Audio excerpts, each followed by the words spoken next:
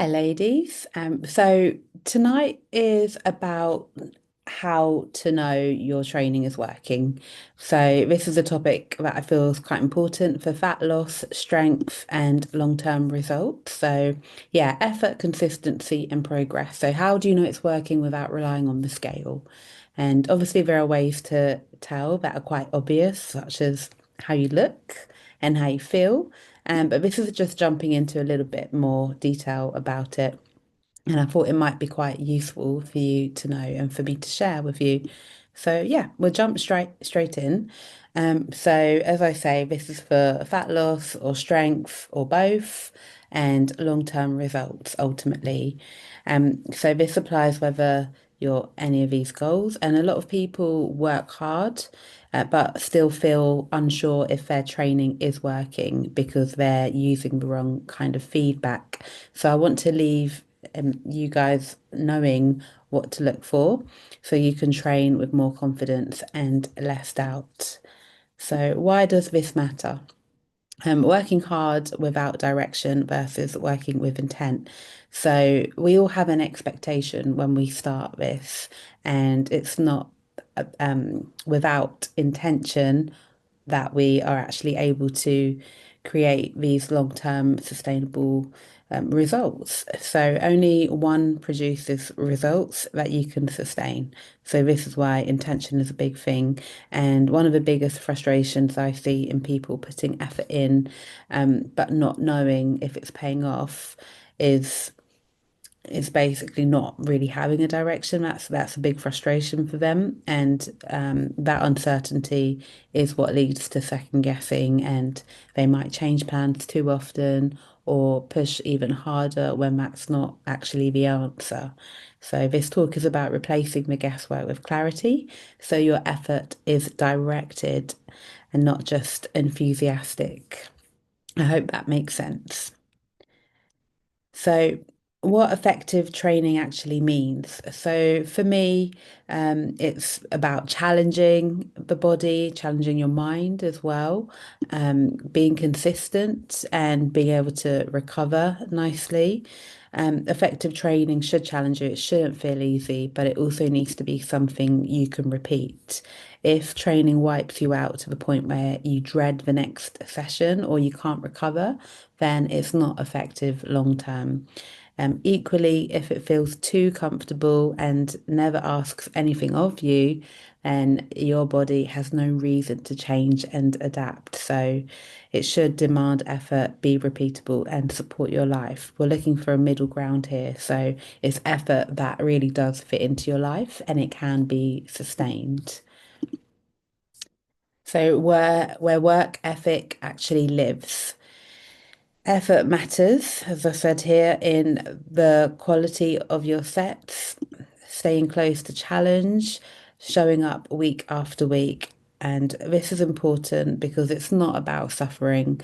It lives in how present you are during your sets, how honestly you challenge yourself, and how real you are with yourself that in those moments, and whether you show up consistently, even when motivation is average or low. So a calm, focused, challenging session done regularly beats chaotic intensity done occasionally. And this is how discipline training actually looks. So yeah, we don't want exhaustion, punishing sessions, and constantly trying to do more, because we know that doesn't help in the long run. So, how hard is hard enough? So when I say hard, I don't mean collapsing on the floor or feeling destroyed. I mean that during your sets, you're uncomfortable, you're focused, and aware that you're close to your limit. So you could maybe do a couple more reps if you had to, but they'd be tough. That is kind of where we want to be. This level of effort is enough to stimulate progress while still allowing recovery. And it applies whether you're lifting heavy, you're doing more reps, or training more for fat loss or for strength. So, yeah, like I say, it should be uncomfortable. Focus should be there. And you finish with maybe two or three reps left in the tank. But that allows you to recover and train again. the next day or a couple of days later. So let's see what it training or progress looks like without the scale. This is like a weighing scale here because not everyone is weighing themselves. Some people are, but they may not necessarily think that they're gaining any progress. And this is where a lot of people do miss progress, because progress shows up as strength increasing or stabilizing. Um, Better recovery between sessions, improved energy and mood and daily tasks, just feeling easier. You go about your daily life and you're just happier in general. So if you're getting stronger, recovering better, feeling more energetic, or moving more confidently in everyday life, then know that your training is definitely working, even if the scale hasn't changed yet. And these are signs that your body are adapting. Fat loss often follows these changes, not the other way around. So it's all about just trusting in the plan. So fat loss and strength, they actually use the same signals. So people often think fat loss and strength training are opposites, but they're not. Both benefit from consistent training, adequate effort, and recovery. And for fat loss, strength training helps preserve muscle and keep metabolism higher. For strength, recovery and consistency are what allow progression. So they're different goals, but the same foundations here. And yeah, it's nice to know that they go hand in hand, and you get more bang for your buck when you're actually training and doing all the things. Consistency really is the non-negotiable. I go on about consistency quite a lot, but obviously this is what I'm here for, to make sure you're all consistent on your different plans. I don't care if you about your best week ever. This is about your lower or more average weeks. Like this is really where um, we want to make sure you knuckle down and you can still be consistent at those times. So if your plan fits into your life, you're more likely to stick with it through busy weeks or lower energy weeks and stressful times in your lives. And that's where these real results come from, not perfection, but repeatability. So, yeah, your plan is working if you're not constantly restarting, if training fits into your real life, and you can maintain it on your average weeks as well. So, when to push versus when to adjust. So, you should push, well, there are times to push when recovery is good, energy is stable, and strength is up, and things are feeling pretty solid.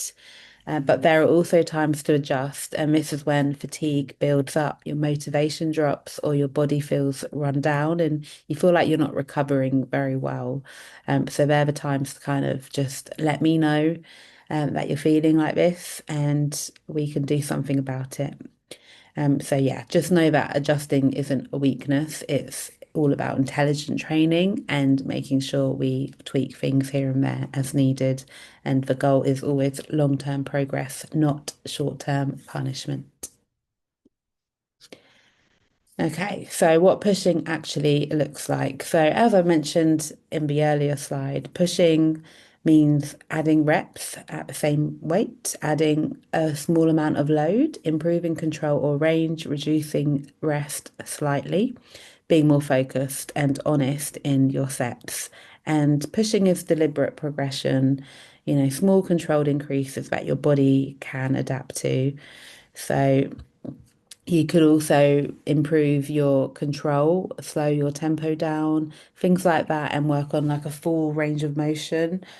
Sometimes pushing is simply resting, like I said, and just staying mentally present in your sets as well whilst you're working out. What pushing is not, however, is adding more random workouts, training to failure every time, or chasing exhaustion for the sake of feeling like you've worked hard. Those things often feel productive short term, but they're not how progress is built in the long term. And I think you've all got a good balance here, actually. I did a video good few months ago now, which I think you've all watched about reps and RPE and how much you should push yourself in your own workouts. And this is really to encourage you all to take onus and ownership in your own. journey. So, let's say you're doing 10 push-ups on your knees and you know you can do more in that set, then why not do an extra two, four, five push-ups and just push yourself? And that's not just for one time, it's every time because as you get stronger, you're going to want to be pushed. And on the flip side of that, you can also let me know if you do need pushing in certain exercises, I can increase your reps, or if you can, if you've got the weights at home, then I can increase those as well. There's always looking for that progression where there's the space for it there. So the standard. So ask yourself, am I training with intent, effort, and honesty? And I want to be very clear here. This isn't about doing the least possible. Hard work is applying effort where it matters, not and being honest about how you're training and staying consistent over time. So if you train with intent, effort, and honesty, then your results will come regardless of how old you are or where you are at in your journey, your history, like intent, effort, and being honest is really are the three key things here. And finally, this is a short and sweet video. Hard work isn't doing more, it's doing what works consistently. And we all know here, consistency is the key, and that's the standard that we're holding here. So simple as that. Um, yeah, so I'll just finish with just saying again, if anyone does feel like they need pushing more in their workouts, if you don't feel like you're getting stronger, let me know and we'll have a look at it. Also, if you feel like there's a certain exercise where, and I've said this before, if you don't feel like your form is on point or you're unsure about how you're doing it, then definitely let me know as well, and we can have a look there. You can send me a video of how you're doing the exercise, and yeah, I'll just make sure you're doing it properly. So, yeah, all that said, this is the end. I hope this has been helpful in some kind of way. And yeah, I will speak to you all soon.